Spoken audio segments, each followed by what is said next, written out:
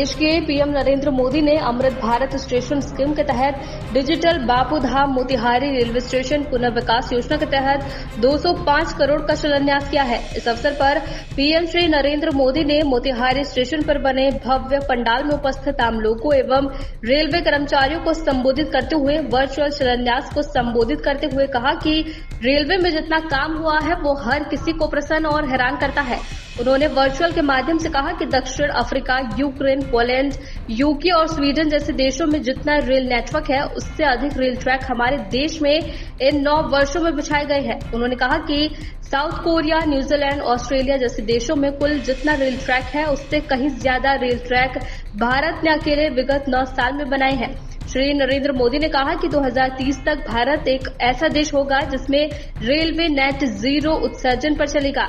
साथ ही श्री मोदी ने कहा कि हमारा लक्ष्य है भारतीय रेलवे को आधुनिक बनाने के साथ साथ पर्यावरण फ्रेंडली बनाने पर भी मेरा जोर है। मोतिहारी रेलवे स्टेशन के भव्य पंडाल में सांसद पूर्व केंद्रीय मंत्री राधा मोहन सिंह ने कहा कि Motihari station world class station बन जाएगा जहां एयरपोर्ट जैसी तमाम सुविधा उपलब्ध होगी। के समक्ष हम सभी सांसदों, माननीय विधायकों के समक्ष हो रहा है और 2 महीने बाद भी फिर से 678 नए रेलवे स्टेशन का शिलान्यास होगा और जिसमें कि बेतिया और रक्सौल का भी होगा। इस चंपारण की बात करें तो चनपटिया भी उसमें शामिल है, चकिया भी, चनपटिया नहीं चकिया शामिल है। तो ये सब स्टेशनों के पर बिल्कुल नए ढंग से बिल्डिंग बनने जा रही है। हमारे जो दिव्यांग भाई हैं उनको कहीं भी दिक्कत नहीं हो रेलवे में आने जाने में। उस हिसाब से सभी ओवरब्रिज जो 2 आरोप इस पर जो पैदल ऊपरगामी पुल बन रहे हैं दोनों के साथ लिफ्ट बनने जा रहा है, लगने जा रहा है, जिससे कि किसी भी बुजुर्ग को, किसी भी दिव्यांग को एक रेलवे स्टेशन से दूसरे प्लेटफॉर्म पर जाने में कोई तकलीफ नहीं हो। इतना ही नहीं, सुगौली का तो खास महत्व है क्योंकि हम इससे 500 मीटर आगे पुनः एक नया रेलवे स्टेशन 2026 में देखेंगे, जिससे कि हम यहाँ से अरेराज होते हुए हाजीपुर के लिए सीधे रेल लाइन का उद्घाटन 2026 में होगा। इसके लिए भी मैं माननीय प्रधानमंत्री जी का और माननीय रेल मंत्री जी का बहुत बहुत धन्यवाद देता हूँ। और मेरे क्षेत्र में एक समस्या विगत कुछ दिनों से जरूर चली आ रही थी कि हमारे जो रामगढ़वा रेलवे स्टेशन के हमारे साथी हैं और धर्मिनिया रेलवे स्टेशन के जो हमारे साथी हैं जो कि अपने रेलवे स्टेशन पर उसी बोगी में बैठकर पटना नहीं जा पाते थे, इसके भी मेरी रेलवे मंत्री से परमिशन मिल गया है। शीघ्र ही आप लोगों को भी यह सूचना मिल जाएगी कि आप बैठिएगा रामगढ़वा में, उतरिएगा पटना में, क्योंकि यह समस्या बहुत दिनों से थी। मैं खुद जाके बात किया सभी रामगढ़वा के अपने नागरिकों से और जो सलूशन उन्होंने निकाला मैंने रेल मंत्री से उसका कर भी लिया।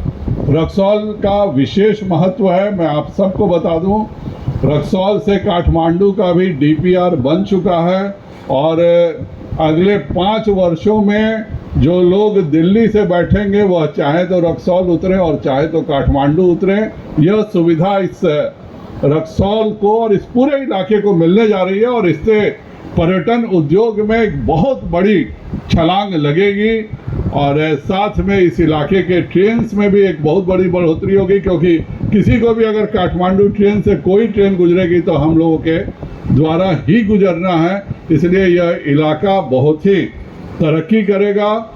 आप सबको मैं बता दूं, मैं माननीय मनोज सिन्हा जी का आज विशेष आभार व्यक्त करता हूं कि उन्होंने आकर के बेतिया में रेलवे इलेक्ट्रिफिकेशन का शिलान्यास किया था और वह रेल का विद्युतीकरण भी पूरा हो गया। रक्सौल का भी हमारा जो सीतामढ़ी नरकटियागंज लाइन है उसका भी विद्युतीकरण का काम चल रहा है।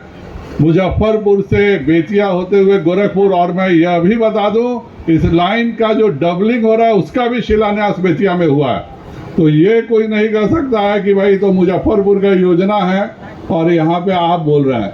यह बेतिया में ही रेलवे लाइन के डबलिंग का भी शिलान्यास हुआ है और 24 के पहले डबल रेल लाइन हो जाएगा।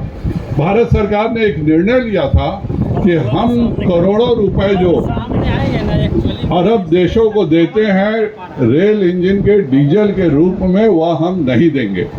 और यह प्रधानमंत्री नरेंद्र भाई मोदी जी की योजना है कि हम बहुत ही तेजी से काम करते हैं। किसी ज़माने में इसके लिए 2040 का लक्ष्य रखा गया था, हम लोगों ने इसको